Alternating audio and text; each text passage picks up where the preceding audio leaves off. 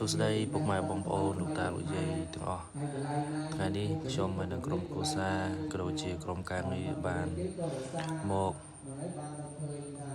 តាំងសមាធិនៅពុទ្ធមណ្ឌលវិបស្សនានៅភ្នំឧដុង្គពិតជាមានក្តីរីករាយហើយរំភើបនៅពេលដែលបានមកដល់ព្រឹកឡើងរាប់បាត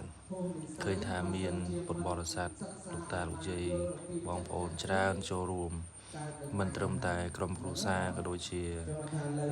ក្រុមការងារខ្ញុំទេមានបងប្អូនជាច្រើនបានចូលរួម